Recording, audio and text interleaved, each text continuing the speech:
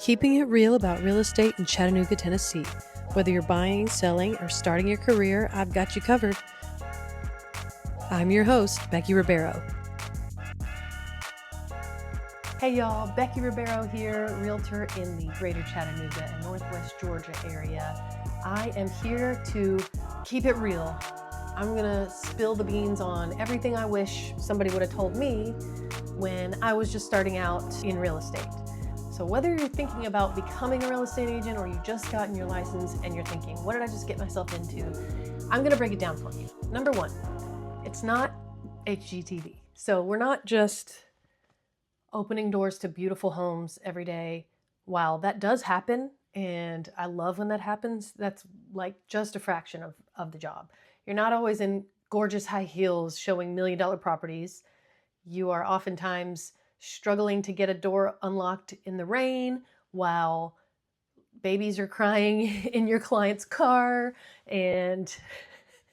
or it's the first time you've met a client and you are opening the door to the first house you're going to see and the lockbox isn't working. And so then your client thinks you're a complete moron. That happened to me, and no, I will not elaborate. But if you love people and you love solving problems, then this is a good career for you. And that's something I really had to come to terms with, is what are my strengths and how can I best apply them in a job? And I feel like I did that analysis, and real estate fit the bill. And I'd have to say I was right on that assumption.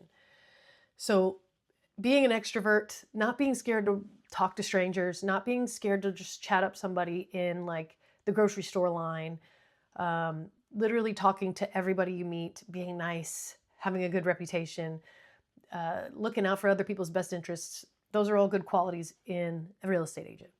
Number two of things I wish I knew, I guess I did know, but living it's different. You're not just in real estate, you are actually your own business. So getting your real estate license, and if you do the traditional route and you just go to become a real estate agent, join a brokerage, and sell houses and produce and facilitate transactions, you are a business. So that could mean, buying your own laptop, buying your own, obviously you're going to have a cell phone, car. You have to have all these things to kind of get started. And the barrier to entry is pretty expensive. So you've got to take your courses, you've got to pass your test, all that costs money. You've got to pay your dues. All of these things are write-offs, by the way. Please save every single receipt, because you are your own business. You're going to have to file your own taxes as a 1099 independent contractor, and nobody's holding those taxes back. Hopefully you are. Hold them back. Just do it.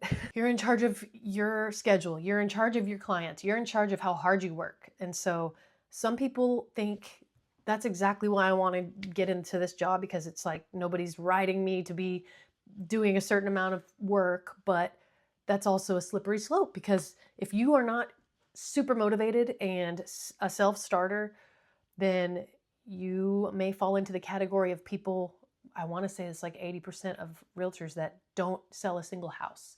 It really is, you have to be disciplined, you have to be driven, you have to love the job, you have to want to get up and do it every single day, because you have to do it every single day, especially in the beginning. You have to get up and do the work. It is hard, nonstop work. You don't get a day off. And if you don't treat it like a business, then it's going to be a very expensive hobby.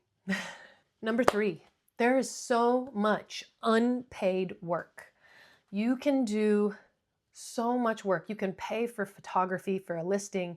You can pay for advertising for a listing. You can do an open house, buy a bunch of snacks and drinks, and nobody shows up. And you can lose that listing after you paid all that money. They can take the listing away and you do not make a dollar off of it. So mindset, again, how important, I cannot express how important mindset in this job is, because you have to treat it like a lifestyle. Because if you try to tit for tat every single activity you've done and say, oh, well, that was for nothing. Oh, that was, I didn't get anything out of that. You have to always look at the bright side. You have to look at everything that you do as just kind of inching the ball a little bit more towards the goal, even if it didn't pay off right then and there. There is a reason that you had to do it, and it's good practice. And what you don't get paid in money, you get paid in experience and learning. So you really have to take every single interaction and every single thing that you do with that kind of mindset. It's so important, or else you will get burnt out so quick. Also, you know, this was my reason for wanting to be a realtor, was the flexibility. I wanted to be able to like go pick up my daughter if she got called out of school, and take her to activities and things like that. And yeah, I got that for sure. And it's a blessing and a curse, because you can take your job with you anywhere you go, but also you have to take your job with you anywhere you go. And so I was walking around in the Magic Kingdom with my kids and deal doctoring, on the phone. And my husband was like, why are you working? And it's like, work never stops. And there's a joke in the industry that says, if your business is slow, just go on vacation and then everything will pick up again, because it's inevitable. When people are off work, holidays, weekends, evenings, that's when we are the busiest, and it's a nonstop grind. I literally, from the moment I open my eyes to the moment I close my eyes, every single day, 7 days a week, and on holidays, even Christmas, I am working. And you don't get paid hourly. It's just, momentum. And hopefully what I'm hearing and what I'm learning is you get up this momentum when you first start. It's just a straight up grind. And then once you get a good process, you get clients, you have clients that like working with you, and you learn a lot and you know what you're doing. Come year 2, year 3, all the way up to year 5, then it starts to become a little easier. You get more referrals and repeat business, because people who have already bought with you are buying again. So it's not as hard after a little while, but in the very beginning, it really is about gathering your clients, figuring out your processes, building up your pipeline, and just hoping for the best. Number 4, choosing the right brokerage and or team. So there are many ways you can format your real estate business. You can be an independent agent and join a brokerage where you basically just hang your license up at a brokerage. Let's say EXP, that's where I'm at. You can go independent. And EXP is a cloud-based brokerage, and they do provide a lot of great training, a lot of great, you have access to brokers, and but it is all self-driven. So if you're the type of person that wants to kind of have a more structured, training schedule and like in-person access to a team leader or a broker, then I would recommend going the route I did, which is joining a team. The main difference between going independent and joining a team are going to be something called the splits. And what that means is, when you close on a deal, when you sell a house and everybody gets, money is exchanged, keys are exchanged, and the deal is closed, you will get a commission check, whatever it was that the contract laid out. And then if you are on a team, a portion of what you get goes to the team. Actually, they get it first, and then you get a portion of that.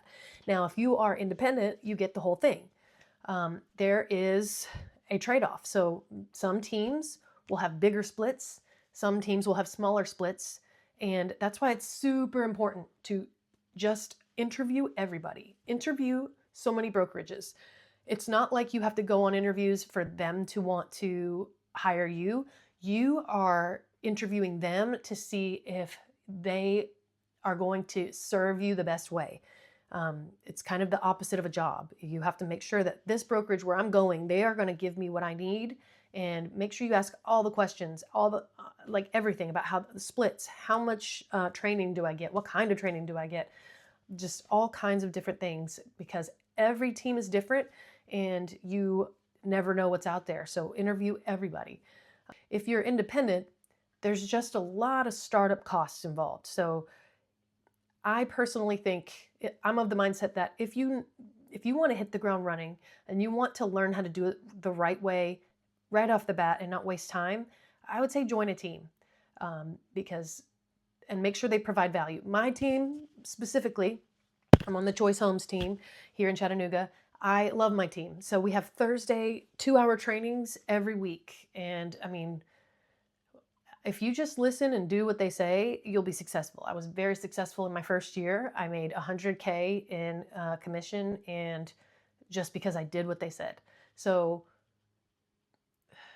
I didn't have to buy any signage. I didn't have to pay for any photography. I didn't have to do any of that because that all comes out of the split. So yeah, you might say, okay, I want 100% of my paycheck, not, 60% of my paycheck, or that, for example, because splits can be anything. But you got to think about, what do you get for that, cut taken out of your paycheck? What do you get for that? You can get leads. You can get, I have access to Zillow leads. I have access to for sale by owner leads and expired leads. I have all that training. I have the signage, marketing that's covered for me. Photography is paid for me.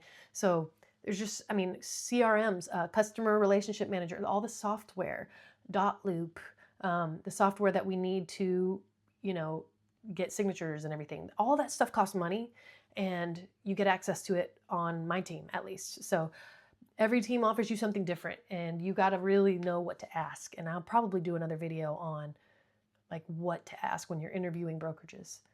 But if you want to do it yourself, if you think, hey, I just want 100% of this paycheck at all costs, then, absolutely go that route. But just know, it's all about the performance that you do. And like, if you don't deliver and do a really good job, people aren't going to want to work with you again. So that's really where I was. I just wanted to do it the right way the first time, be in the hands of experts. And if I didn't know the question or the answer to the question, I knew where to ask it and always get the answer. Number 5, mindset is everything. I know I touched on this, but it's so important. And there is, like, if you're newly licensed or thinking about it, I really highly recommend reading the book Ninja Selling by Larry Kendall.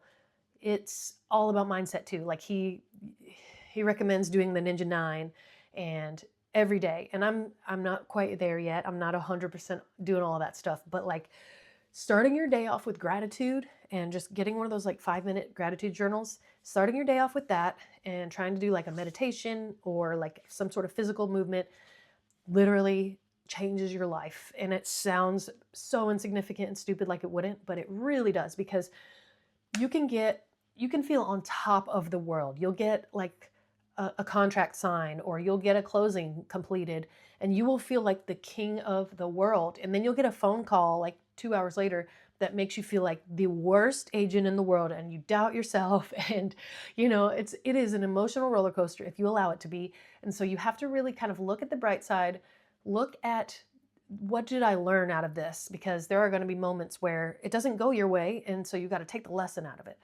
and move on so that you don't repeat that. And instead of dwelling on it like, oh my gosh, like it's so challenging and so tempting to do that. But if you keep gratitude and mindset, abundance mindset, not scarcity mindset, you have to keep your aura in check, if that makes sense, because it's a lifestyle. It is not a job. It is literally a lifestyle. And, you have to believe in yourself before anyone else is going to believe in you. So you have to, like, confidence is everything. So I write my affirmations and like very specific ones, and I have to believe that. And I write it in the present tense. And you really have to believe in yourself and know what you're doing and feel confident. And then other people will too. So those are just 5 things I wish somebody would have told me when I was getting into the industry. And so now I've told you, and hopefully that was helpful. And if you're watching this and you're seriously thinking of getting into real estate, I love helping new agents figure out if this is a good career for them. And I'm an open book. So drop your questions below or send me a DM at Bex_sells_ on Instagram. Shoot me a DM and I'd be happy to help. And if you like this video, let me know and give me some ideas of what else you want to hear about, because I'm trying to figure out what do the people want to know. And if I know it, maybe I can shed a little light on it. Have a good one. Talk to you soon.